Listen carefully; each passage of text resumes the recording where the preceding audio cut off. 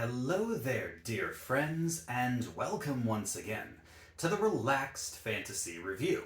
Today, we're going to be doing another character build. Today, we're going to be discussing the healers of D&D, the Clerics. Clerics have a reputation for being the support class, the mom of the group, the one who is constantly healing everyone and making sure everyone's topped off, and that certainly is one of the ways you can play a cleric. But it is not the only way to play a cleric. Clerics are blessed with the most subclasses of any class in the game, except for maybe wizards. They come in all shapes and sizes. Some of them lean into trickery, some of them lean into war, some of them lean into the forge, some of them do lean into healing. It all depends on what kind of cleric you want to play.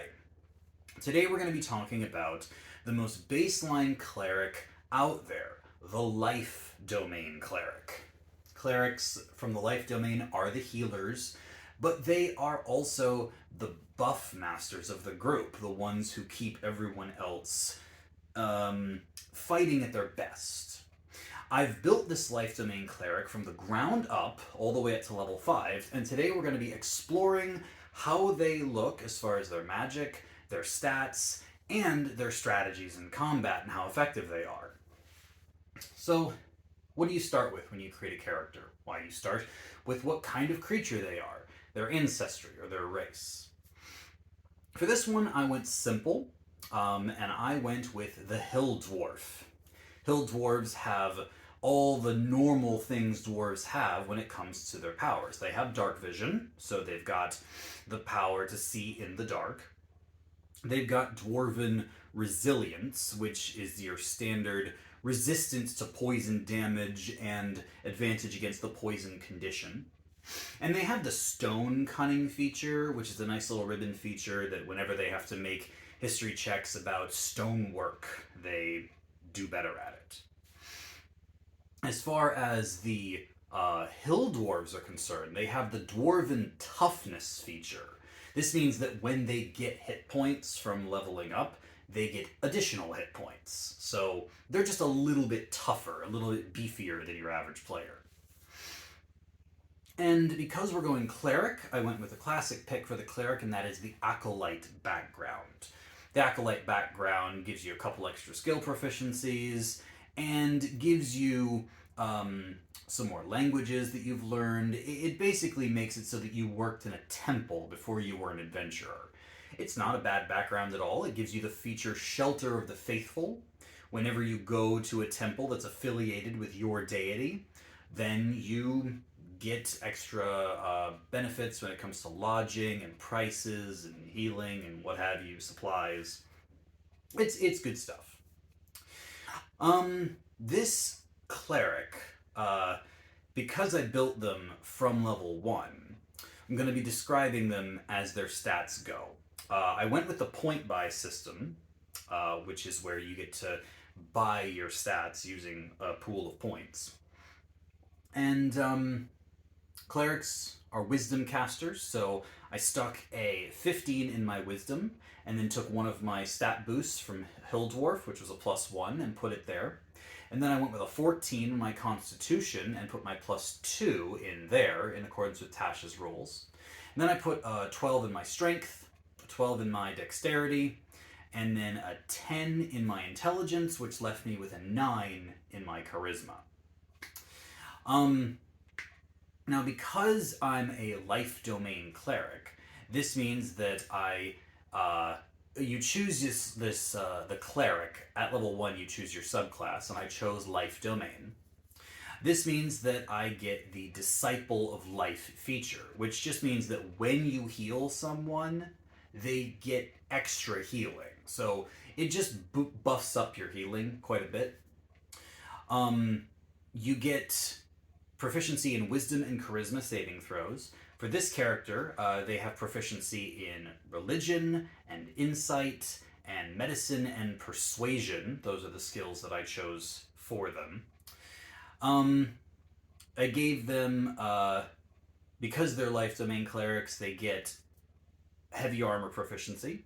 which means that they're actually proficient in all armor.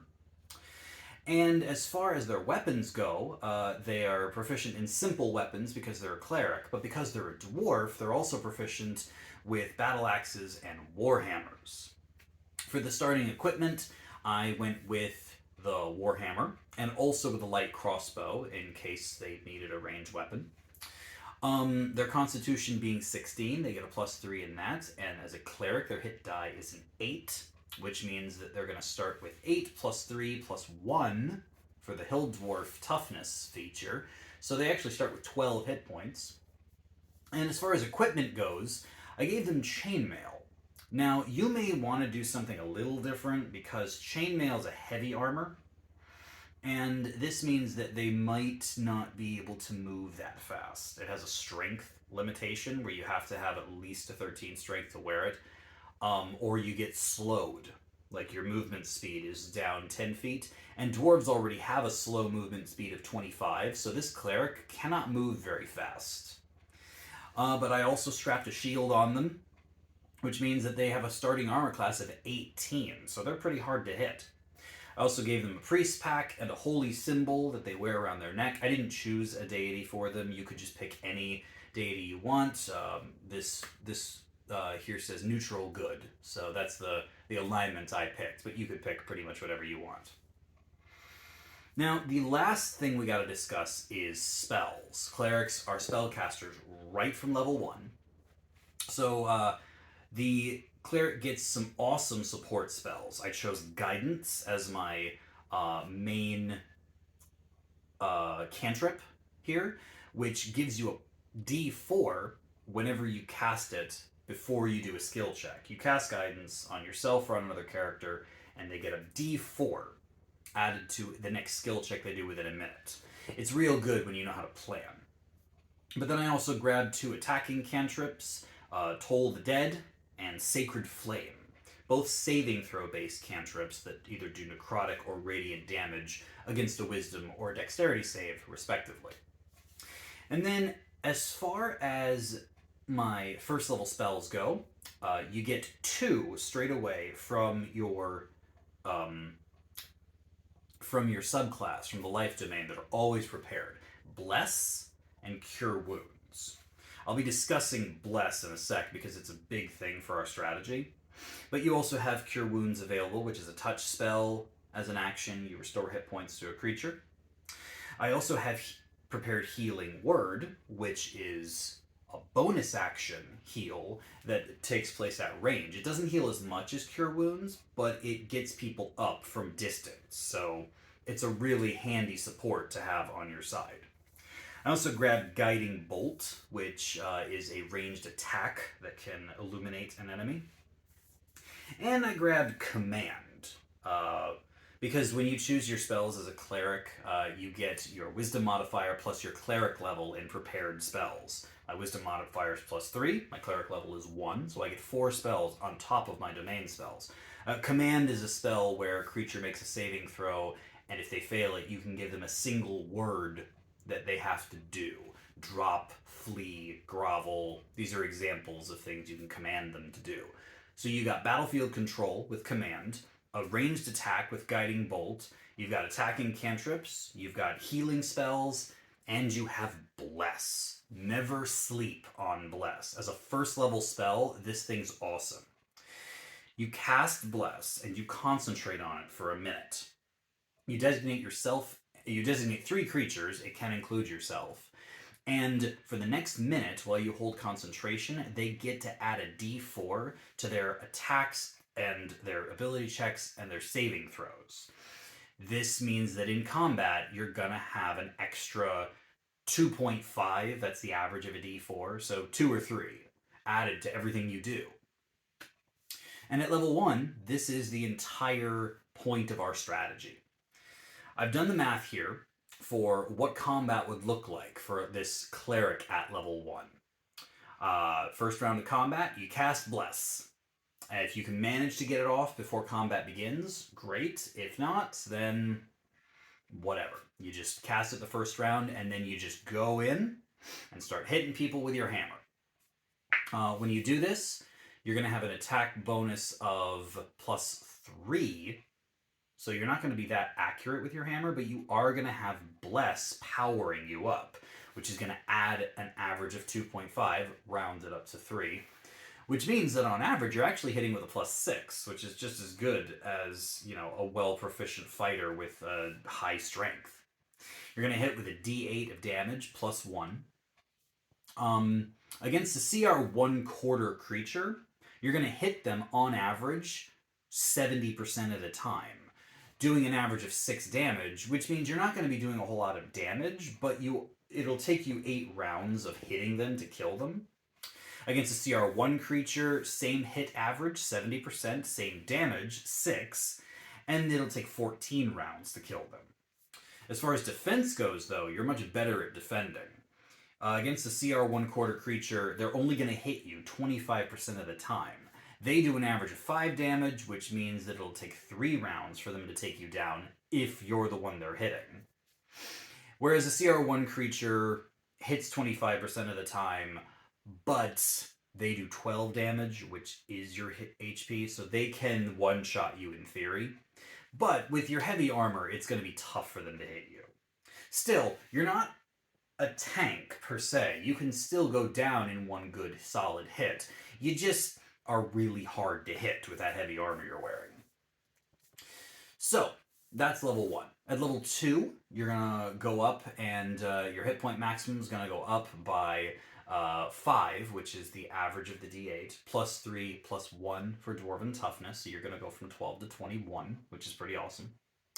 You're also going to get your Channel Divinity. Channel Divinity is a feature which allows you to use an action to turn the undead. This is not a fear effect. This is a saving throw that they make when you present your holy symbol, and they just turn around and run from you. It's not the frightened condition.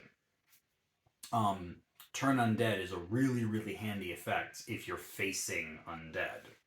But because you're a life domain cleric, you get a second channel divinity, and this is Preserve Life, where you can use your channel divinity to heal people. Surprise, surprise.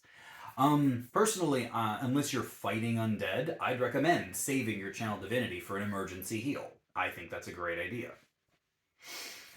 You also can grab an extra spell here because your level is 2, so you can grab one more spell. I've chosen Detect Magic on my list here, a nice utility spell to have. One thing I should mention about clerics is that when they take their long rest, they can change their spells. So I'd recommend having a look at the entire cleric spell list and picking out your favorites. Knowing what your options are and being able to change them out day by day is handy. For this list, I've just got the standard set.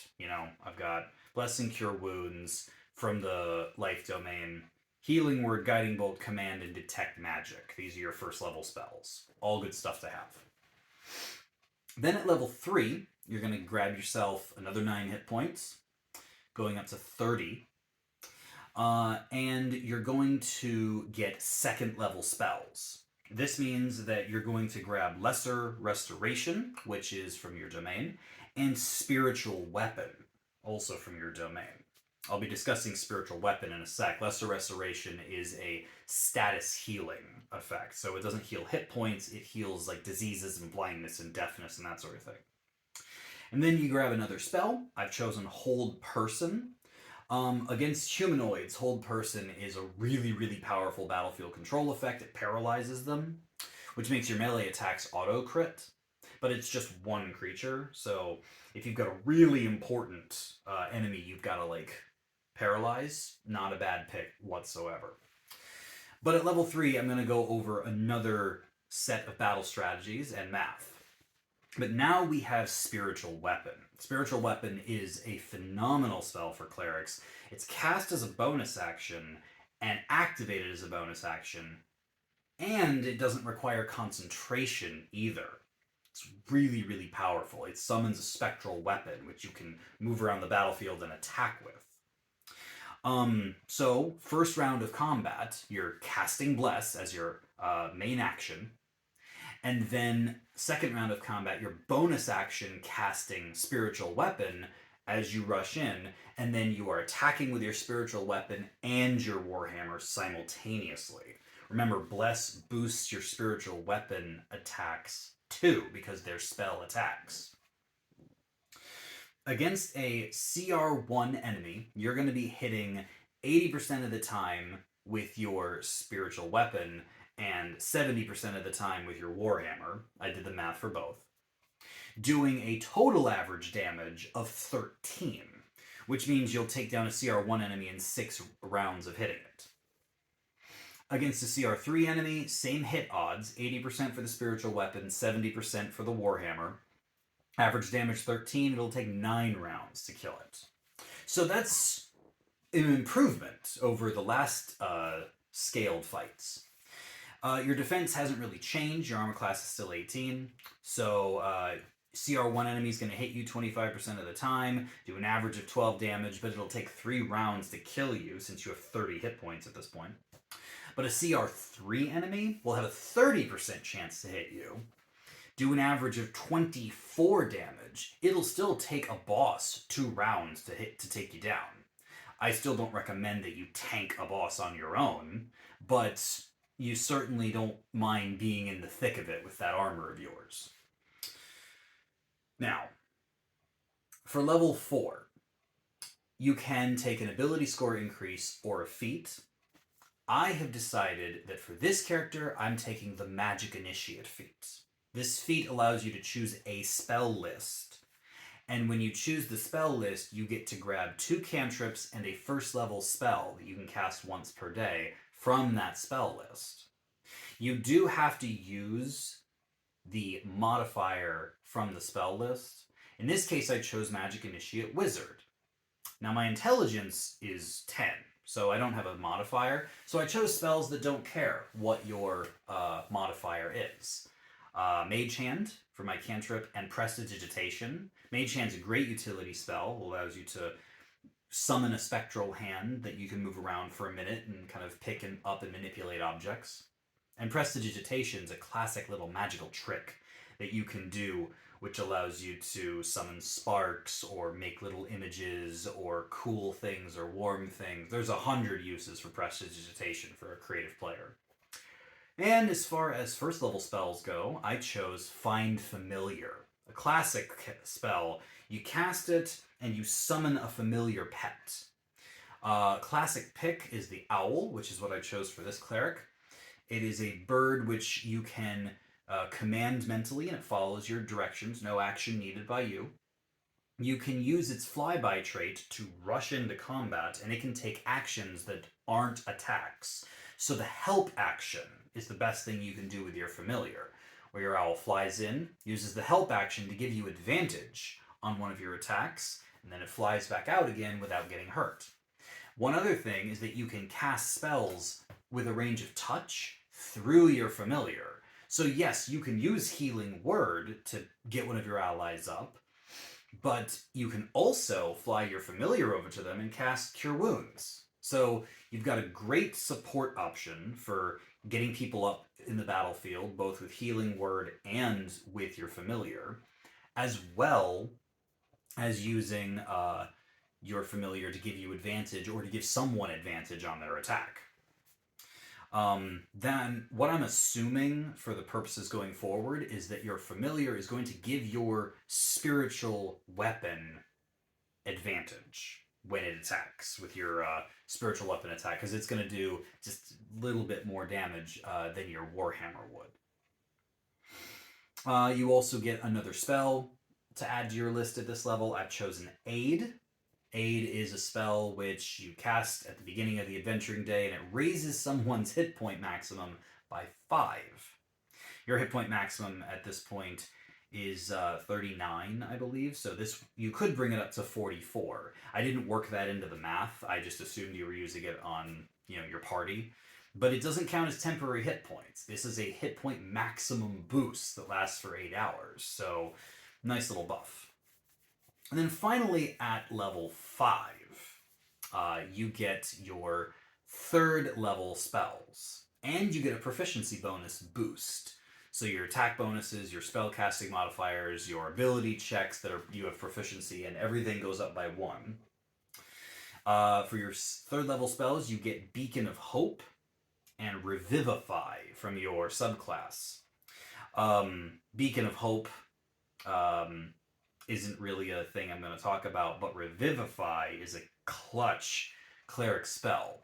For the cost of a 3rd level spell slot and a 300 gold piece diamond, if you didn't manage to save your ally and they actually died, they're not making death saves, like they're dead, you can go up to them within the first minute that they die, cast Revivify, and it brings them back to life. It's the emergency heal if someone dies in combat, but you can end the fight within the next minute, and then you can bring them back.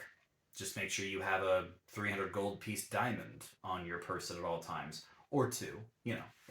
Revivify is the earliest resurrection spell you can get, and it's fantastic. But the spell I'm choosing for my 3rd level spell is Spirit Guardians. This is the first thing we're going to be concentrating on in combat that replaces Bless. So we're losing our plus D4 to our attacks, but we're gaining a 15-foot radius aura. This aura, you can designate creatures that are safe from it, so you don't have to worry about your allies. Any other creatures that enter it make a wisdom save, and if they fail the wisdom save, they take 3d8 damage, radiant damage, unless you're an evil cleric, at which point it's necrotic damage. This is an amazing battlefield effect, which makes the damage you do much more significant. So for the purposes of combat, I'm assuming that first round, we are summoning our Spirit Guardians to make our aura. Next round, we're summoning our spiritual weapon, going in with our heavy armor and attacking with our spiritual weapon and our warhammer, giving ourselves advantage with our familiar. Against the CR2 enemy, our spiritual weapon will hit 90% of the time. Our warhammer is only going to hit 55% of the time, because we've lost Bless now. But we did gain a +1 to our weapon bonus, so that's not so bad.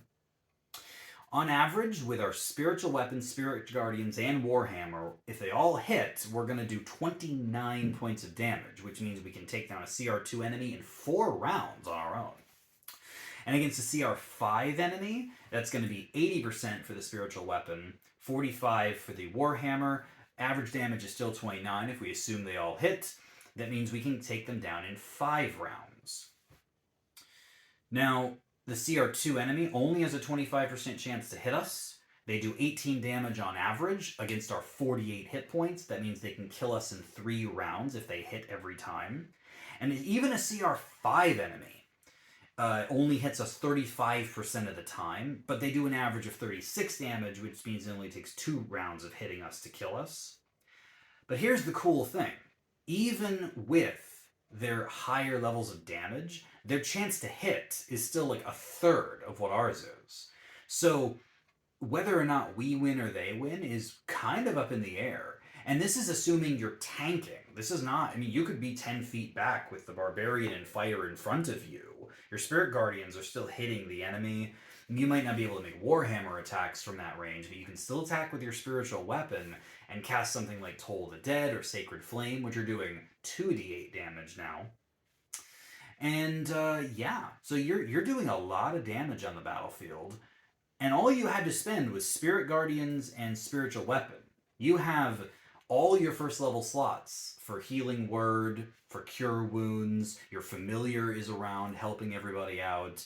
You're still concentrating on Spirit Guardians, so no Bless, but you are a fantastic force on the battlefield. And if you wanted to step back, cast Bless instead, send your Familiar to assist an ally, and save your 3rd level spell slot for a Revivify, that also works. Use Toll the Dead from a distance, Sacred Flame if you see a creature that you think could be better for that. You've got yourself a nice kit. And honestly, clerics are a lot more powerful than people think. Like, they are the best healers in the game, but they're also one of the best magic users in the game. Don't sleep on clerics. A level 5 cleric is really, really strong. I recommend that you study their spell list carefully if you want to play one. because those spells are going to be the difference, not just between life and death for your party, but just how powerful you're going to be when it comes time to throw down. This has been the Relaxed Fantasy Review. If you enjoyed the video, please like and subscribe down below, and keep your eyes peeled for more character builds coming down the line soon. Have a good one, my friends.